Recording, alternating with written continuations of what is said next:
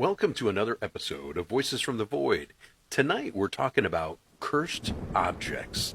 This one's called Robert the Doll, the cursed toy of Key West. Now, they say if you visit Key West and cross paths with Robert the Doll, you better ask his permission before taking a picture, because those who don't often regret it. In the early 1900s, a young boy named Robert Eugene Otto, better known as Gene, was given a strange gift. It was a 3-foot tall doll dressed in a sailor suit, stuffed with straw. Now, the doll was said to have been handmade by a servant of the Otto family, and some say she practiced voodoo.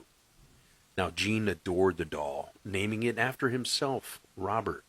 But soon the family began to notice odd things. Furniture moved on its own. Toys vanish. And Gene's parents swore they heard giggling, followed by their son blaming the doll. Robert did it, he said. Now, as Gene grew older, neighbors claimed they saw Robert moving from window to window in the house when no one was home. Gene even kept the doll into adulthood, giving it its own room in its Key West home. Now, visitors swore that Robert's expressions would change, and some said they heard footsteps and laughter at night. Now, after Gene's death in 1974, Robert was eventually donated to the Fort East Martello Museum, where he sits behind glass to this day. And here's the chilling part. The museum staff say Robert doesn't like to be disrespected. Countless visitors have written letters to Robert, apology letters, saying that after they mocked him or snapping a photo without asking for permission, their lives fell apart. Accidents, breakups, illnesses, and even deaths. Now, the museum has entire files filled with letters begging Robert for forgiveness.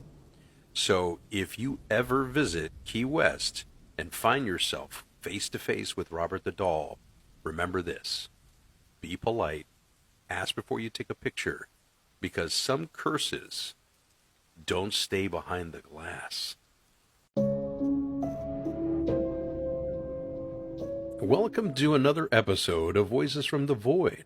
My name is Gideon Blackthorn, and tonight we open a case file that rests behind locked glass, guarded, blessed, and feared. A rag doll said to carry something far darker than stuffing and thread. Her name is Annabelle. They say she's safely contained, sealed away behind holy glass, protected by priests, and marked with a warning, positively do not open. But long before she sat in that case, Annabelle's story began in a small apartment, and it didn't start with fear, it started with kindness. In 1970, a nursing student named Donna received a Raggedy Ann doll as a birthday gift from her mother. She and her roommate, Angie, thought nothing of it, just a cute little decoration sitting on the couch. Then things started to move.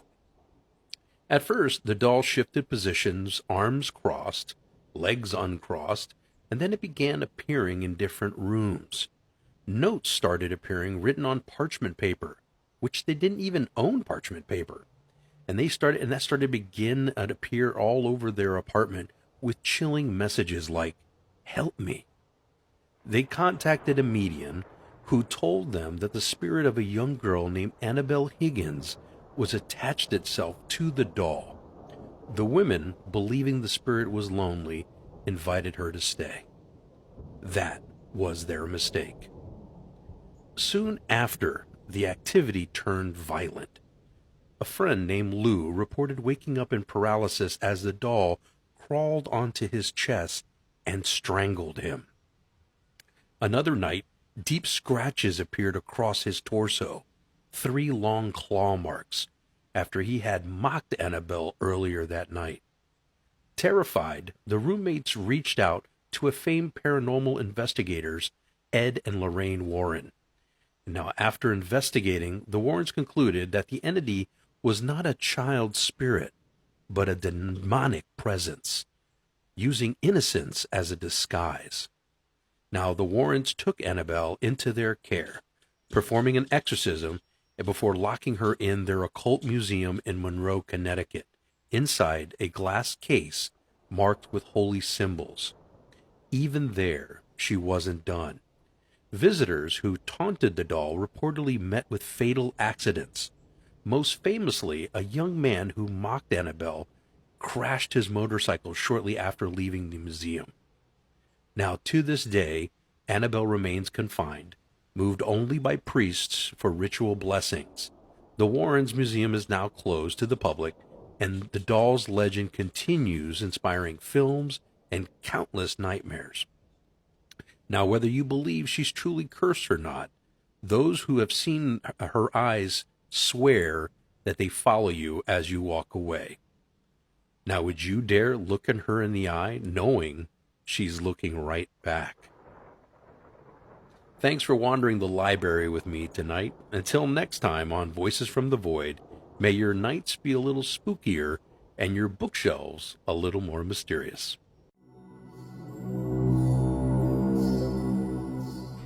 Welcome to another episode of Voices from the Void.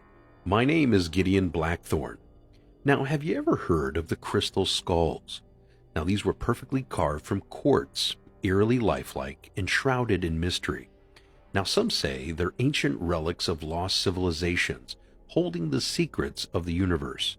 Others whisper of a curse, bringing misfortune, madness, and even death to those who dare possess them.